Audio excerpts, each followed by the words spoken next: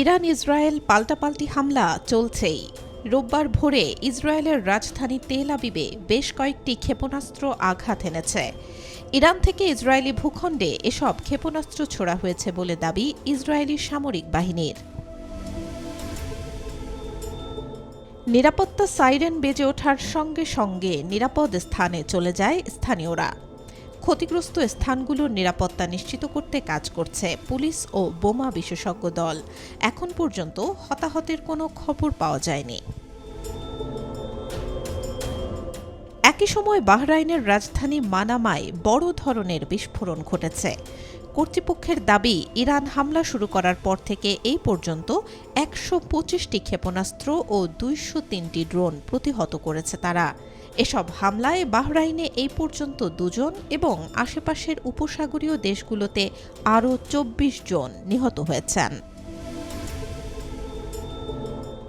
Israel ও বাহরাইনের পাশাপাশি Iraq ও কুয়েতের ৩টি মার্কিন ঘাঁটিতে হামলা চালানোর দাবি করেছে ইরানের ইসলামী বিপ্লবী গার্ড বাহিনী আইআরজিসি। জানায়, ইসরায়েলে অবিরাম অ্যাম্বুলেন্সের সাইরেনের শব্দ এবং হতাহতের সংখ্যা নিয়ে দেশটির যে স্বীকারোক্তি, সেটাই প্রমাণ করে তেল আবিবে ইরানের ক্ষেপণাস্ত্রগুলো কতটা শক্তিশালী আঘাত এনেছে। তারা আরও দাবি করে, ইরাকের ইরবিলে হারির মার্কিন বিমান ঘাঁটি এবং কুয়েতে মার্কিন সামরিক ঘাঁটি আলী আল সালেম ও আরিফজান ইরানের শক্তিশালী ক্ষেপণাস্ত্রে ধ্বংস হয়ে গেছে। ইরানেও অব্যাহত রয়েছে যুক্তরাষ্ট্র ও ইসরায়েলের যৌথ হামলা। দেশটির মধ্যাঞ্চলীয় প্রদেশ ইস্পাহানে ক্ষেপণাস্ত্র হামলা চালানো হয়েছে। এতে ১৫ জনের নিহত হওয়ার খবর পাওয়া গেছে।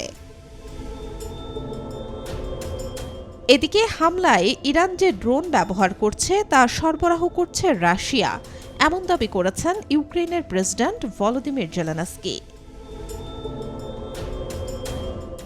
যুদ্ধের শুরু থেকেই শাহেদ 136 ড্রোন ব্যবহার করে আসছে ইরান। জেলেনস্কি বলেন, এটি শতভাগ সত্য যে মার্কিন ঘাঁটিতে হামলা চালাতে ইরান রাশিয়ার তৈরি শাহেদ ড্রোন ব্যবহার করছে।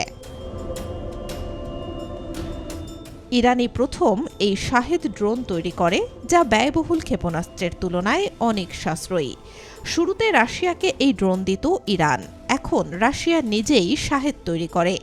ইউক্রেন যুদ্ধে রাশিয়া শত শত শাহেদ ড্রোন ব্যবহার করেছে।